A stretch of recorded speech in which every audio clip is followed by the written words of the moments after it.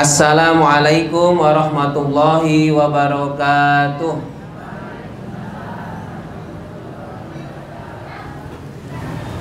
Alhamdulillahi rabbil alamin, alladzi faddalana ala katsirin min ibadihil mu'minin.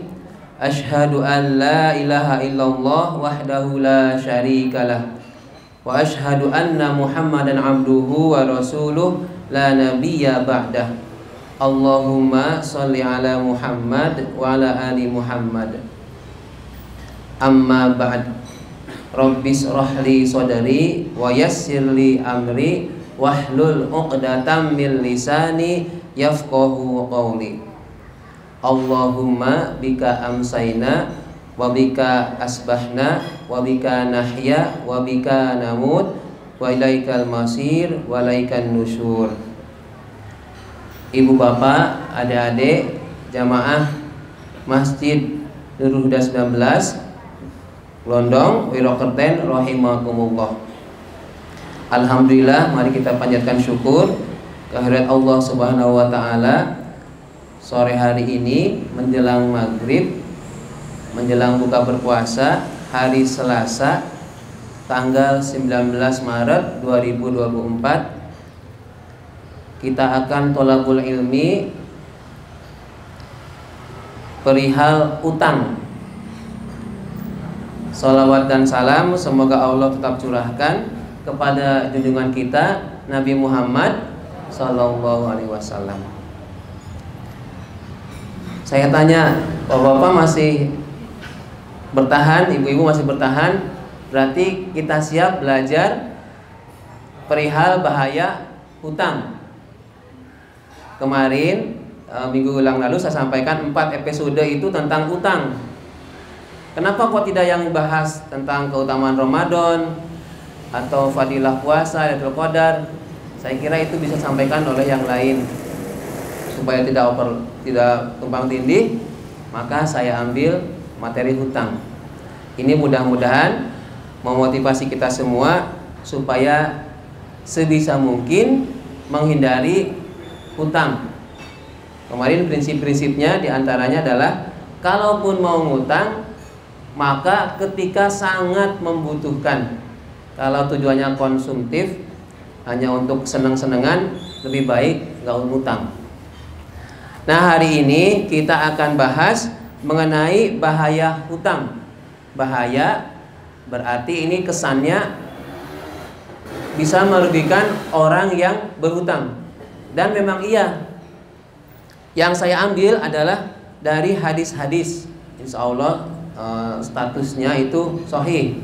Setelah dicek kesohihannya, maka saya tampilkan. Ada beberapa hadis yang itu menunjukkan tentang bahaya hutang, tetapi ternyata itu kualitasnya doif, maka tidak saya ambil. Tentang hadis kan kalau tidak salah pernah disinggung oleh Pak Dawam ya. Hadirin rahimakumullah, kita niatkan ya, kita belajar itu tidak langsung untuk dipraktekkan. Bisa jadi suatu saat nanti kita akan mengamalkannya. Tetapi kalau materinya tentang yang praktis seperti pasolatan, maka begitu belajar segera diamalkan. Kalau ini belajar tentang utang, bukan tujuannya itu supaya jenengan ngutang atau pandai berhutang, bukan. Ini mengantisipasi dari kebiasaan atau kesenangan bapak ibu itu berhutang. Karena ada bahayanya hutang itu. Di samping memang ada manfaat hutang, termasuk di hukumnya itu kan Nabi pun pernah berhutang. Tapi jangan dijadikan Nabi pernah berhutang lalu jenengan kita semua itu banyak-banyak hutang. Saya definisikan dulu bahaya hutang di sini. Maksudnya adalah hal-hal yang bisa dialami, dirasakan bagi orang yang berhutang, lebih-lebih ketika di dunia dan di akhirat. Sumbernya dari hadis-hadis. Yang pertama, ini saya mengulang karena kemarin sudah, ini untuk menguatkan. Hadirin rahimakumullah, ini kesannya mungkin agak serius, jadi nggak bisa bercandaan ya. supaya apa? Ngena ya. Kalau mau dibuat bercanda mungkin momennya bukan yang bahaya utang. Nggih. Yang pertama bahaya hutang adalah kelak di akhirat ruhnya tergantung atau terkatung-katung. Kalau bahasa hadisnya adalah mu'allaqah. An Abi Hurairah, nafsul mu'min mu'allaqatun bidainihi hatta yuqda anhu. Riwayat Tirmizi. Dari Abu Hurairah, jiwa seorang mukmin itu, ruhnya seorang mukmin itu tergantung karena utangnya sampai hutang itu dibayar. Nah, ini berarti perlu dicatat. Sarahnya adalah nafsul mukmin, yaitu ruhnya orang yang sudah mati, bukan yang masih hidup. Kalau yang masih hidup kan nggak mungkin mu'allaqah ya.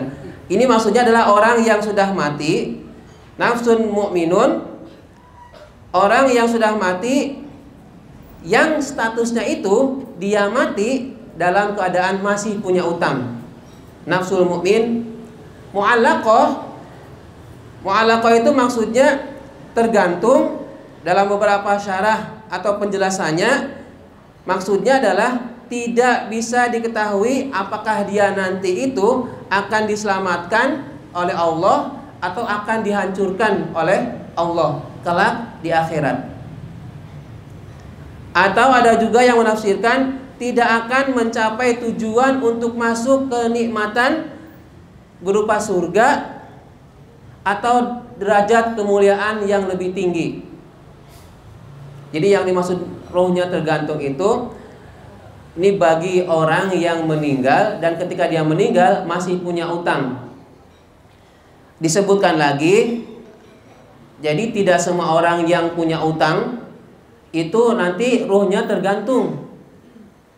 Ada yang menyebutkan, lebih ditekankan lagi, orang yang ketika masih hidup dia punya utang, sebenarnya dia itu punya kesempatan, punya harta, punya materi untuk membayar hutang, tapi dia tidak segera bayar hutang sampai akhir hayatnya menjemput.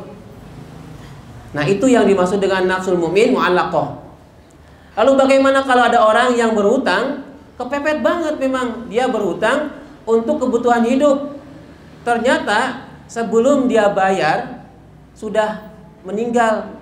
Nah, ada beberapa ulama, ada yang memberikan keterangan hadis ini bukan termasuk orang yang mu'allaqah.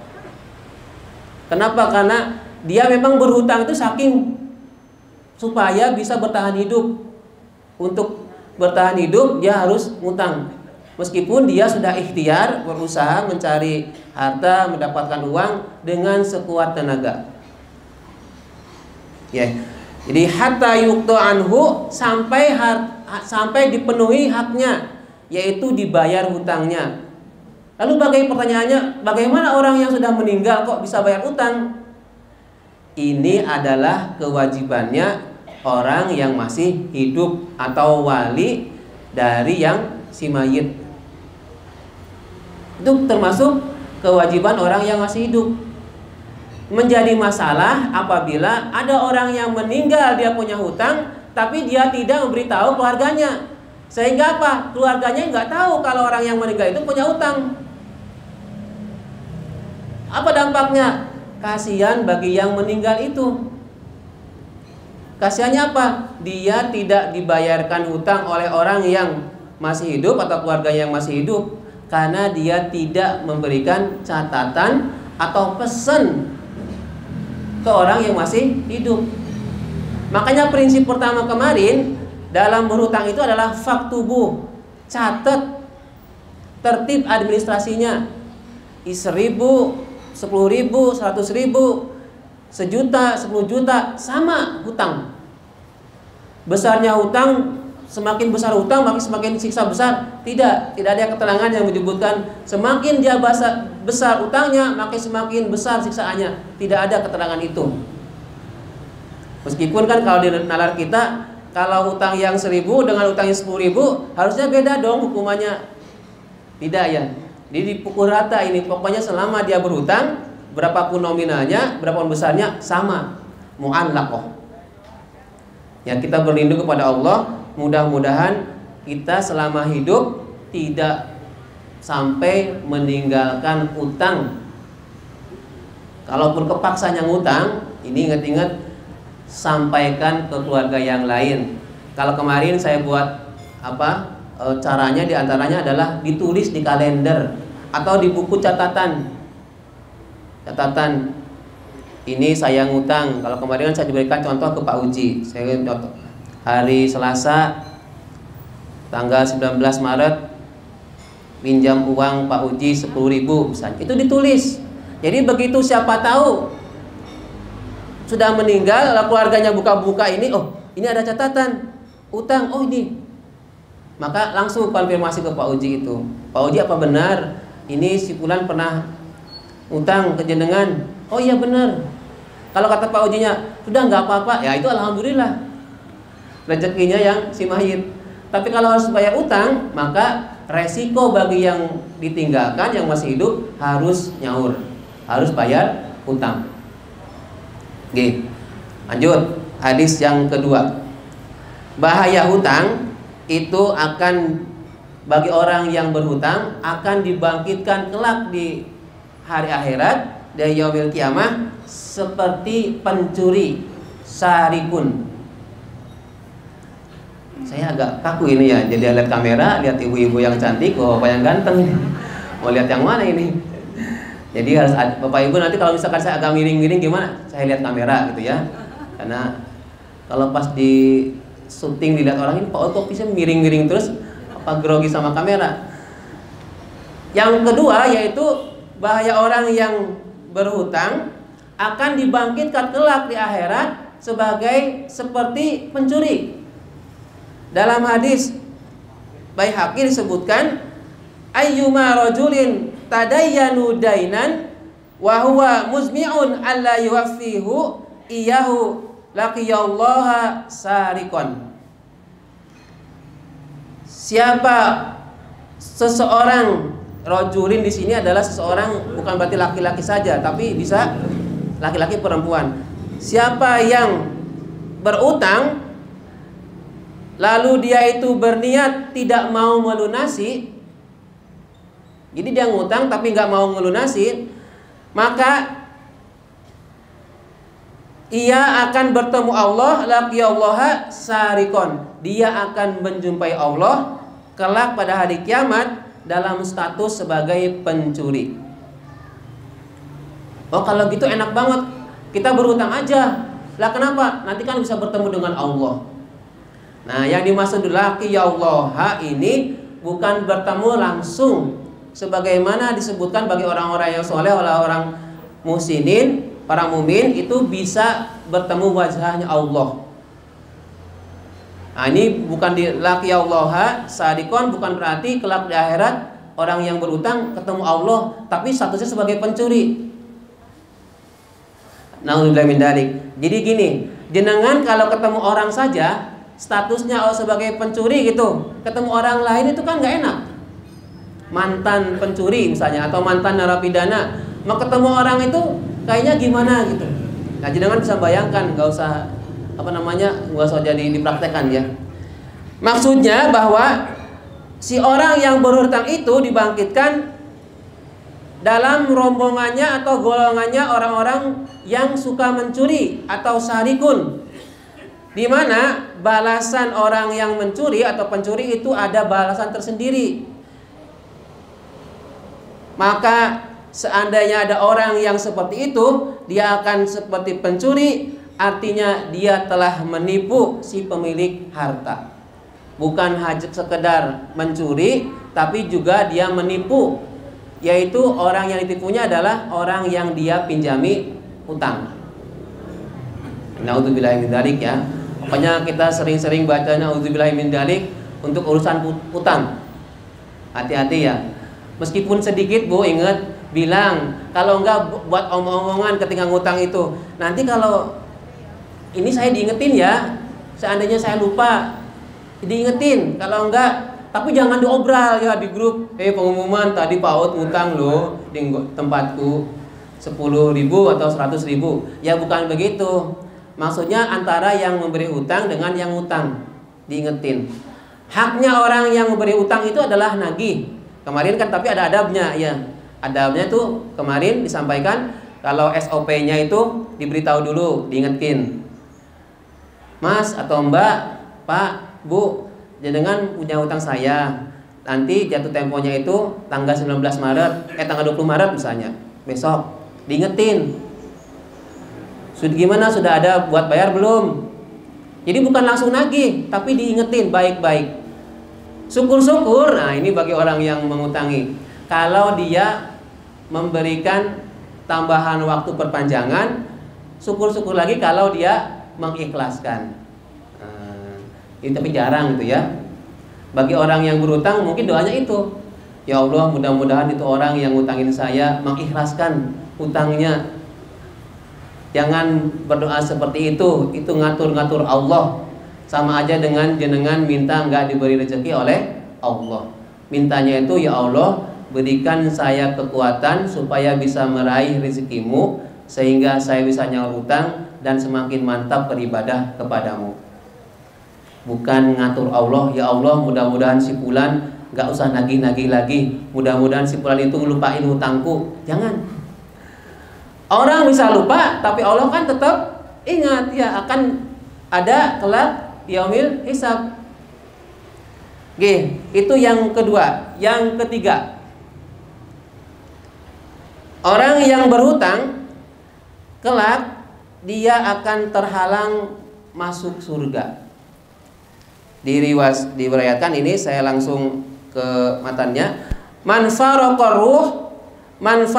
ruhul jasad wa huwa bari'un min salasin al-kibri wal ghului wad daini dakhala jannah.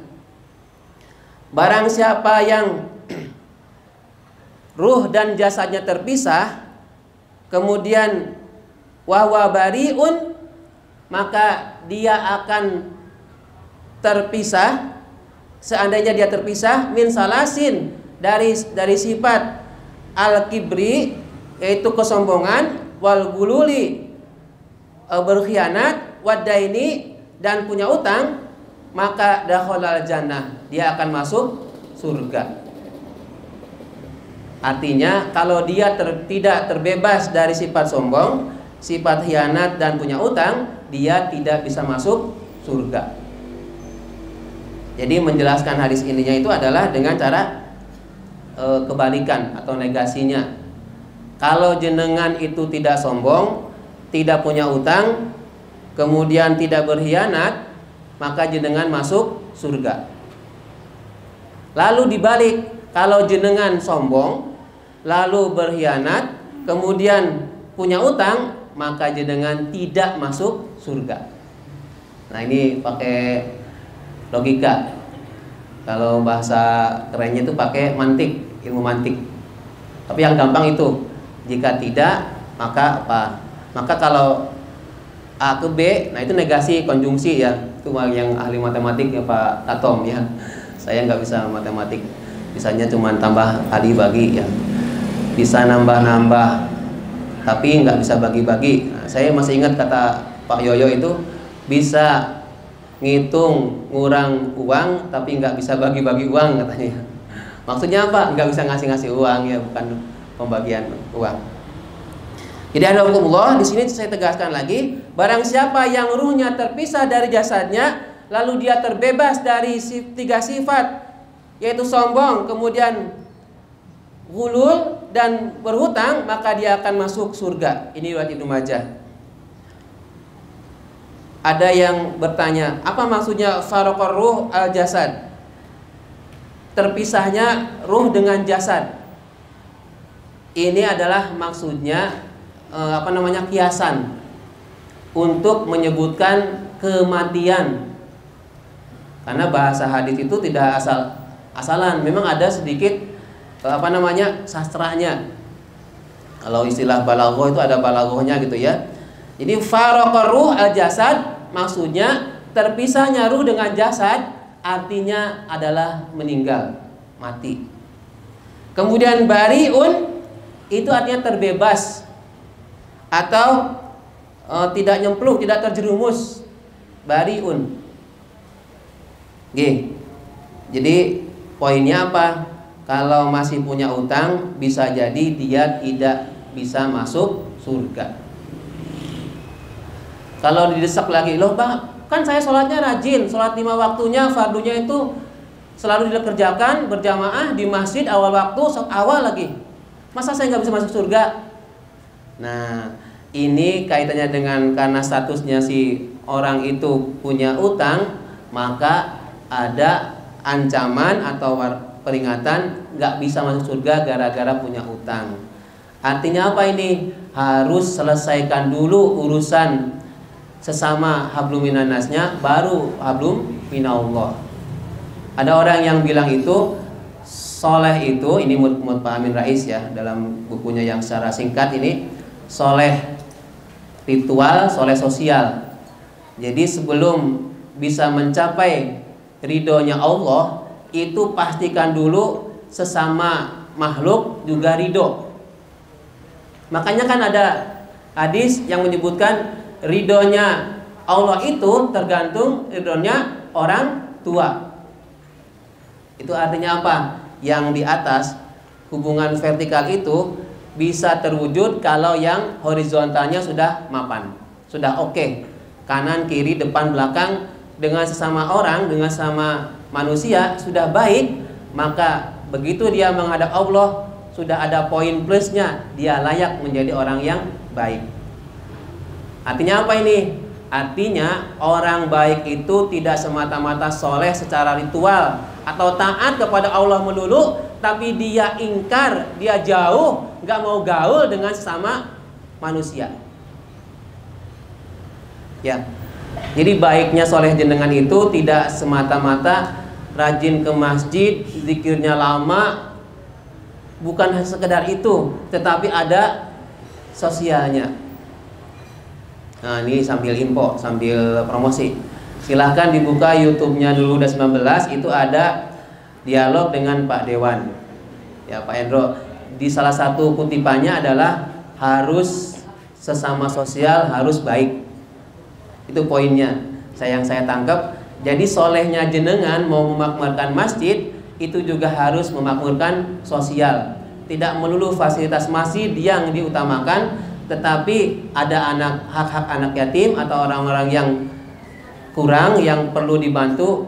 Kalau diabaikan maka kurang bagus. Oke, kemudian hadis atau bahaya yang keempat yaitu, nah ini, orang yang punya utang, ini berarti dampak atau bahaya secara di duniawinya. Punya kecenderungan untuk mudah bohong. Saya ulang ini, dampaknya orang yang punya utang adalah di dunia ini dia akan punya kecenderungan untuk berbohong. Singkatnya, orang yang punya utang itu biasanya suka bohong. Nah, langsung jangan memikirkan siapa, langsung siapa ya. Ini kita introspeksi diri masing-masing. Ini sahabat dari Aisyah menceritakan suatu waktu Aisyah ini menyaksikan Kanjeng Nabi sholat. Lalu setelah sholat Nabi berdoa. Di antara doanya itu setelah yang panjang, doanya Nabi begini, Allahumma inni a'udzubika minal ma'sam wal maghram. Faqala lahu qailun ma'aksara ma tasta'idu minal maghram. Faqala inna rajula idza gharama hadasa fakazzaba wa wa'ada fakhlafa. Ini Nabi itu suka berdoa setelah selesai sholat. Apa doanya? Allahumma ya Allah, ini sesungguhnya aku a'udzubika, aku berlindung kepadamu minal ma'sam, dari dosa, wal maghram, dan dari punya utang. Halo? Nabi Muhammad SAW saja itu punya kekhawatiran dirinya itu punya utang, di samping bisa berbuat dosa. Nabi loh, Nabi itu kan maksum, terbebas dari perbuatan maksiat, masih juga berdoa memohon kepada Allah supaya dilindungi oleh Allah dari perilaku berbuat dosa dan punya utang. Ini doanya. Nanti pas minggu yang ketiga ya, kita bareng-bareng ngamalkan ini. Jadi nanti satu pertemuan isinya itu ngapalin doa. Nggak apa-apa, ketimbang yang lain ya, yang nggak benar, mending baca doa diamalkan, doanya diamalkan, ikhtiarnya juga digiatkan. Nah, sambil iklan ini kan ada yang sudah selesai ini yang kirim-kirim. Belum semua ya. Bareng-bareng ya saya pimpin, nanti Bapak Ibu tirukan. Allahumma inni a'udzubika minal ma'sami wal maghrami. Saya lihat kamera, siapa tahu dijadikan shot sama Mas Sandy ya. Bismillahirrahmanirrahim. Allahumma inni a'udzubika minal ma'sami wal maghrami. Ya Allah, sesungguhnya aku berlindung kepadamu dari dosa dan punya utang. Amin. Ini doa dibaca setelah sholat untuk berlindung kepada Allah dari perilaku berbuat dosa dan punya utang. Silahkan diamalkan. Allahumma inni a'udzubika minal ma'sami wal maghrami. Ma'sami itu pakai sa ya. Ma'sami wal maghrami. Sampai seseorang bertanya, faqala lahu qailun, ada yang bertanya kepada Kanjeng Nabi. Nabi itu kok berdoa itu, lalu ada yang bertanya, ma aktsara ma tasta'idu minal maghram. Ma itu maksudnya ma aksaro, kok banyak-banyak banget tuh. Apa ya? Betapa banyaknya apa-apa yang engkau minta perlindungan itu dari utang. Jadi kenapa kok jenengan itu sampai sering banget meminta perlindungan kepada Allah itu dari hutang? Ini ditanyakan oleh qailun, ini tidak disebutkan siapa yang bertanyanya. Faqala, kemudian Nabi menjawab, inna rajula, sesungguhnya seseorang itu idza gharama, ketika dia berhutang, haddasa fakadzaba. Idza gharama, apabila orang yang punya utang itu berbicara, fakadzaba, maka dia bohong atau dia dusta. Wa wa'ada, dan apabila dia itu berjanji, ini idanya wawunya mu'athof ke yang depannya. Wa wa'ada, dan apabila dia berjanji, fakhlafa, maka dia khianat. Ini yang dimaksudkan bahaya orang yang punya utang itu, dia akan punya potensi suka bohong. Ayo siapa? Kalau ada orang yang ngomong janjinya begini, satu bulan yang lalu ngomong A, begitu bulan berikutnya B, itu tandanya dia punya utang. Jadi karakternya pembohong itu adalah berdampaknya punya utang. Atau sebaliknya, orang yang suka ngutang itu suka bohong. Kalau ada pemimpin seperti itu, nggak usah dibela-belain. Besok tanggal 20 Maret ya, ini hari yang mendebarkan. Bagi jenengan mungkin biasa-biasa aja ya. Bagi saya adalah perjuangan ya. Karena apa? Penting untuk memikirkan bangsa. Hari ini jenengan kan punya cucu, punya anak kan. Lalu bagaimana kalau mau disenengin dengan punya utang? Makanya apa? Orang yang punya utang itu ngomong mesti bohong. Udah itu aja deh. Dan tandanya kalau dia suka ngomong kemudian dia berjanji, kalau ngomong suka bohong, kalau berjanji khianat, sudah tukang utang itu, tukang ibul. Makanya apa? kita berdoa, di samping kita berlindung kepada Allah dari ma'sam wal maghram, juga kita berdoa supaya pemimpin-pemimpin kita itu yang punya peduli dan tidak suka ngutang. Jenengan mau punya suami yang suka ngutang, Bu? Mau enggak? Enggak. Ibu-ibu, bapak-bapak pengen punya istri yang suka ngutang? Enggak mau kan?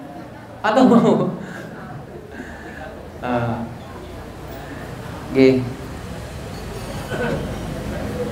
Jadi kalau ada orang yang berhutang, maka ucapannya haddasa fakazaba, maka dia kalau ngomong mesti bohong. Wa wa'ada, apabila dia itu berjanji, fakhlafa, maka dia akan mengingkari janjinya. Sudah, itu dampak orang yang suka berhutang yang nampak di dunia. Dalam syarahnya mengenai orang yang berhutang di sini ditegaskan bahwa pertama, utangnya itu yang maksudnya apa? Dia bisa berbuat bohong itu utang yang tidak disukai oleh Allah, karena sejak awal dia itu tidak ada kemampuan untuk membayar. Jadi orangnya nggak tahu diri, sudah jelas-jelas pendapatannya itu sekian, tetapi dia ngutang dengan 2 kali lipat, 10 kali lipat dari yang ia bisa dapatkan. Saya pakai ilustrasi yang gampang. Sudah jelas dia itu misalnya 1 bulan itu misalnya ini ya, bisa pendapatan 500, tapi dia berani ngutang 5 juta. Nah, jelas itu dia akan termasuk utang yang Allah tidak sukai. Kenapa? Orang itu tidak mengukur diri. Meskipun bagi orang-orang yang bisnis mungkin dia ngutang nggak apa-apa supaya ada motivasi untuk semangat bekerja. Ya silahkan saja tapi harus siap dengan konsekuensinya. Karena kalau dalam berbisnis itu kan harus seperti roda itu ya. Kadang dia untung, kadang dia merugi. Nah sudah, itu lumrah di mana-mana. Lalu yang kedua itu berhutangnya, yaitu apa yang tidak bisa dibayar sehingga membuat harta saudaranya binasa. Binasa, hancur, maksudnya seorang itu nggak bisa bayar utang. Sudah, tetapi akhirnya apa? Saudara-saudaranya, walinya yang ditinggalkan, keluarganya yang ditinggalkan, hartanya terkuras gara-gara demi nyaur utang yang sudah meninggal. Kurang 2 menit. Oh ya, siap. Kurang 2 menit. Jadi begitu. Yang kelima, Rasulullah SAW itu bahkan pernah nggak mau nyolatin seseorang itu karena punya utang. Singkatnya, ini ada laporan. Wahai Rasul, ini ada si fulan meninggal, sudah dimandikan, dikafani, tinggal disolatkan. Apa engkau jenengan berkenan untuk nyolatin? Rasul tanya, dia punya utang nggak? Punya ya Rasul. Rasul balik lagi, berarti nggak mau. Tapi ada seseorang sahabat Abu Qatadah menghampiri Rasul, saya yang nanggung itu utang si fulan.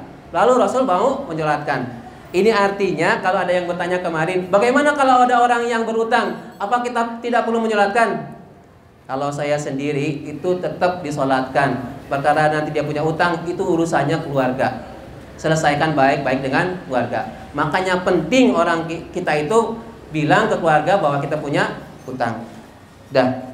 Saya kira itu yang terakhir, nanti pahala bisa dikurangi karena ada utang. Jadi kebaikan-kebaikan itu menjadi penutup, penebus dari utang-utangnya. Saya kira itu yang bisa saya sampaikan, mudah-mudahan bermanfaat. Kurang lebihnya mohon maaf. Oh ya, minggu depan kita akan materinya perihal amalan dan doa supaya tidak terlilit utang. Insya Allah, semoga panjang umur. Assalamualaikum warahmatullahi wabarakatuh. Nanti mimpin